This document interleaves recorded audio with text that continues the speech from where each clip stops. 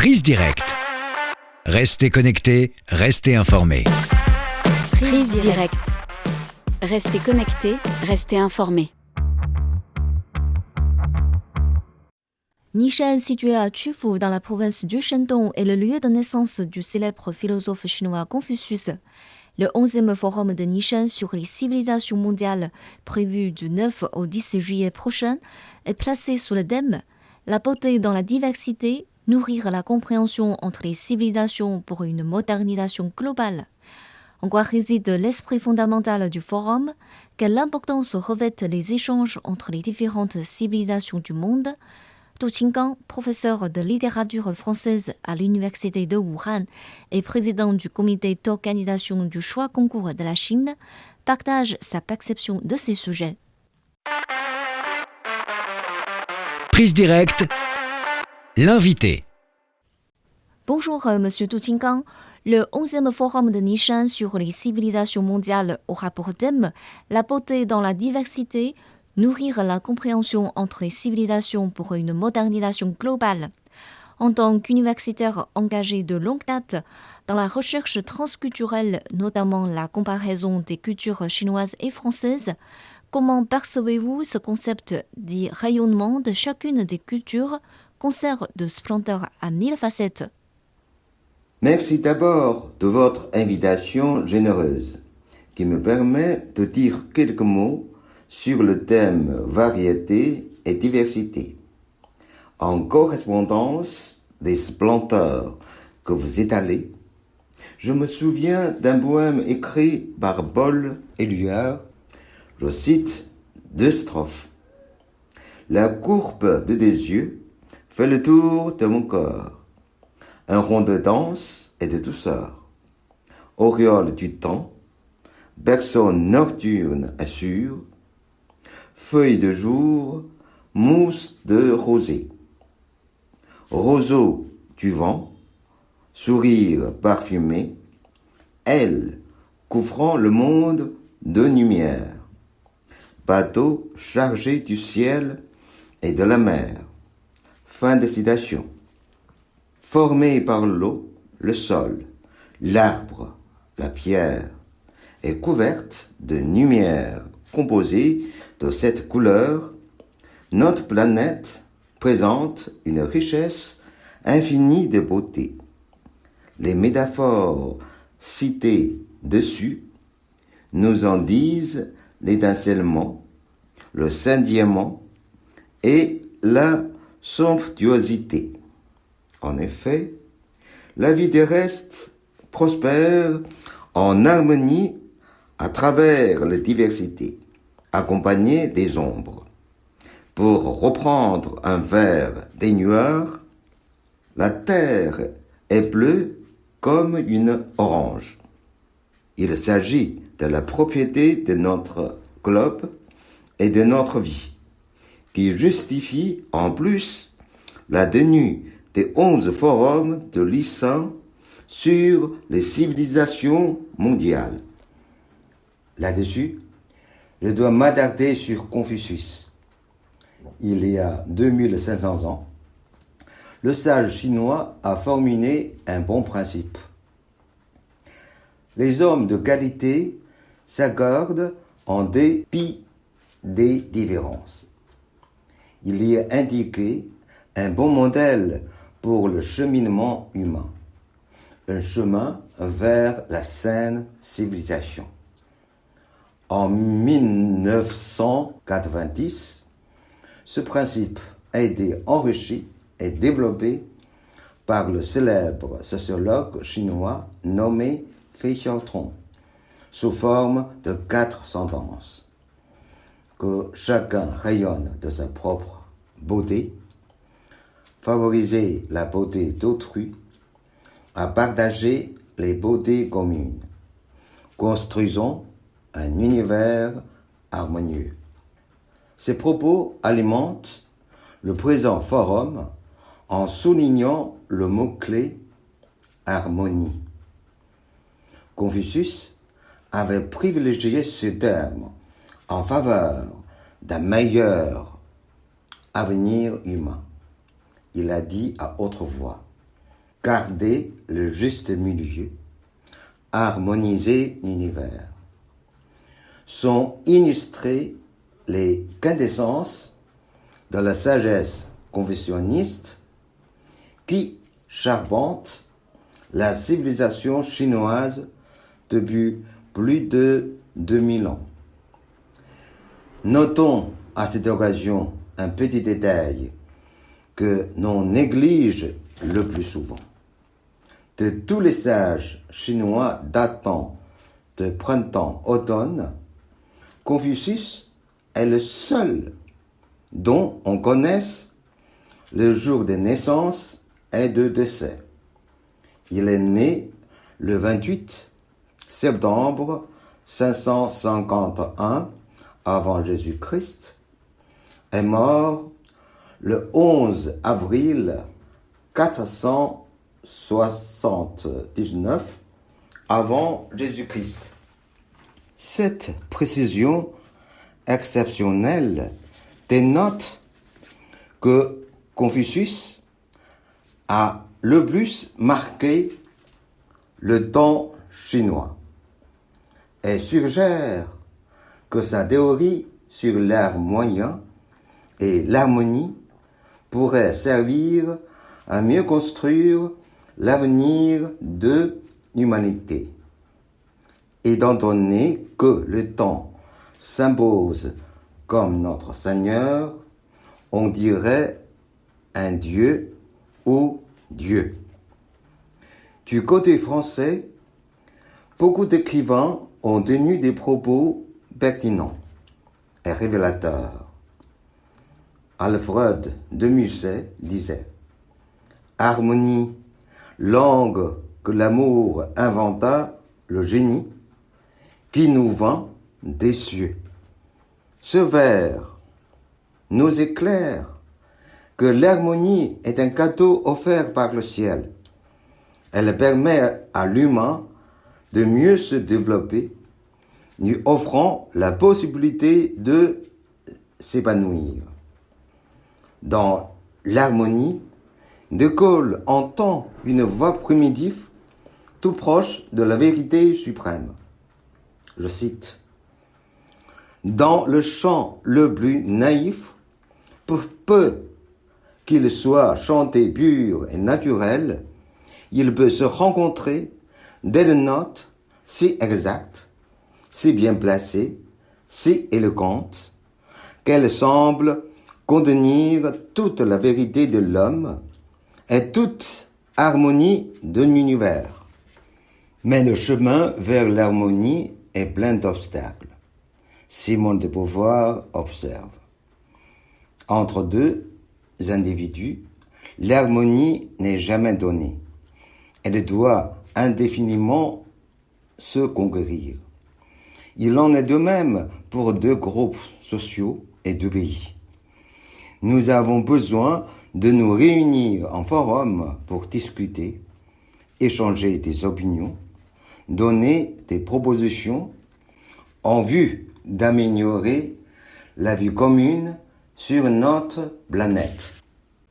Monsieur Du Qinggang, merci pour cette analyse et d'avoir partagé avec nous autant de vers et de citations inspirants. Vous avez mené des recherches approfondies sur les littératures chinoises et françaises avec des ouvrages qui racontent des histoires chinoises en français tout en diffusant la culture française en chinois. Vos réalisations en traduction sont également remarquables et vous êtes d'ailleurs président du comité d'organisation du choix concours de la Chine. Selon vous, quel rôle joue la création littéraire et la traduction dans les échanges et l'inspiration mutuelle entre les civilisations? Jusqu'à l'année dernière, j'ai enseigné en Chine la littérature française durant 42 ans. À l'âge de 60 ans, j'ai brusquement pris conscience que toute ma vie, par la littérature sino-française, je travaille à nourrir la compréhension mutuelle entre nos deux peuples.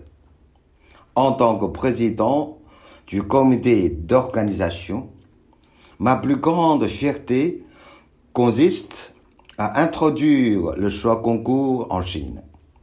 Ce geste a sensiblement installé une meilleure entente entre deux pays et enrichi les cultures mondiales. Je remercie fortement Sandrine Martin qui a donné la première proposition.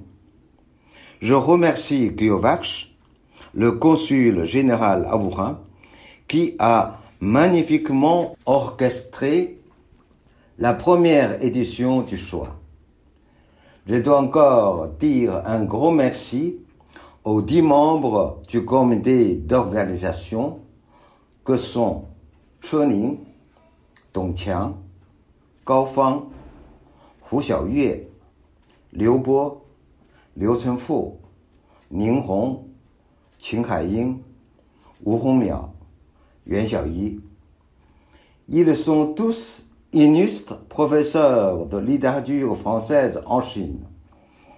Certains ont participé au Forum Nishan.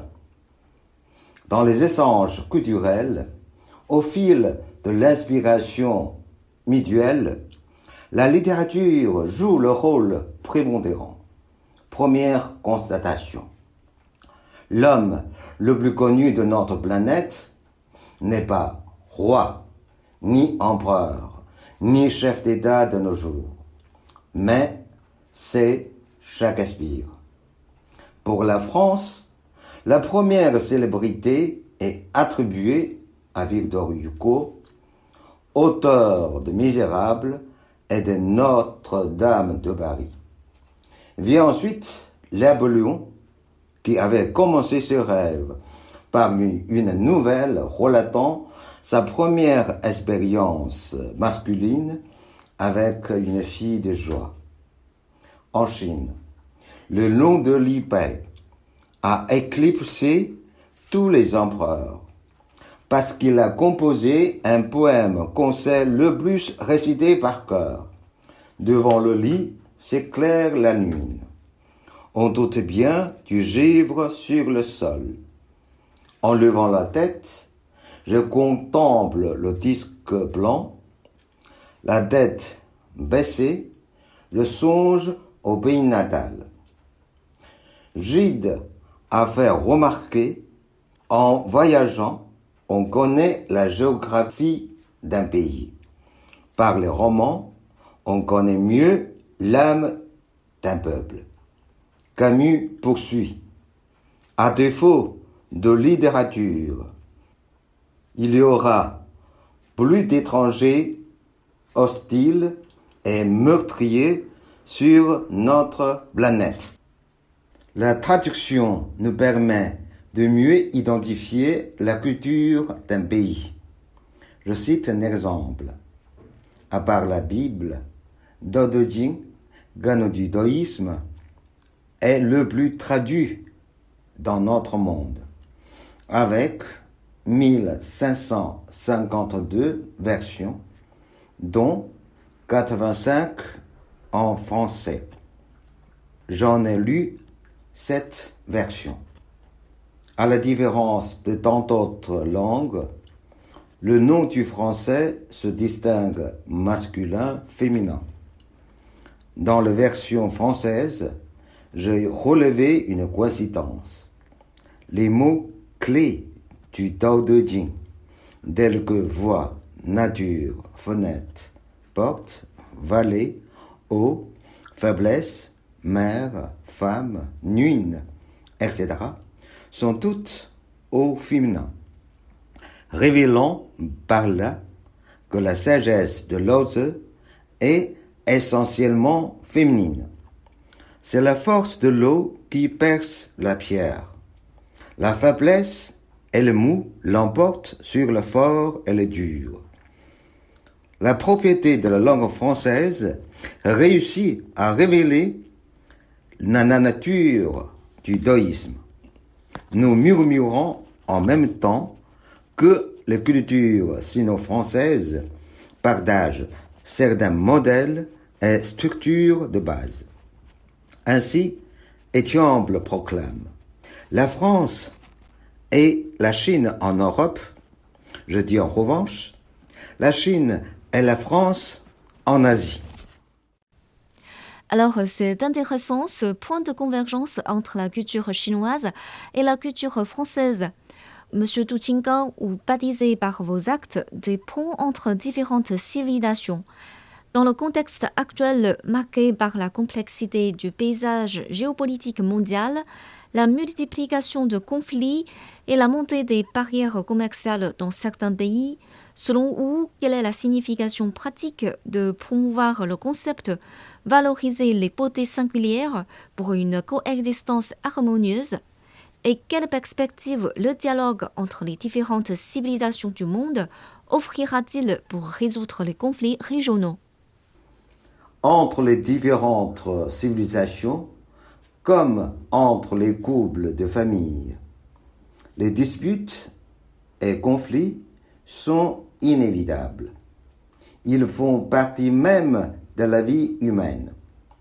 Loin de l'aspiration, la meilleure solution, à mon avis, consiste à réconcilier les deux parties par le biais de tolérance, de compréhension et de compromis suivant le principe partager le commun en cartant la petite différence.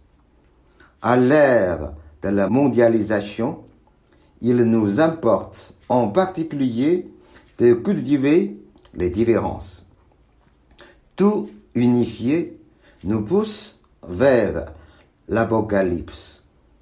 Dans cette perspective, la Chine a lancé Initiative pour la civilisation mondiale sur le pied d'égalité et d'enrichissement mutuel. Elle propose de respecter les diversités des civilisations, de valoriser nos concepts de valeurs communes, de considérer héritage et tradition en privilégiant les innovations et de renforcer les échanges culturels internationaux. Habitant sur la même planète, nous devons chercher à optimiser le futur parcours des civilisations mondiales. Monsieur Du Qinggang, merci de nous avoir partagé vos analyses. C'est ainsi que prend fin notre émission d'aujourd'hui. Merci de l'avoir suivi.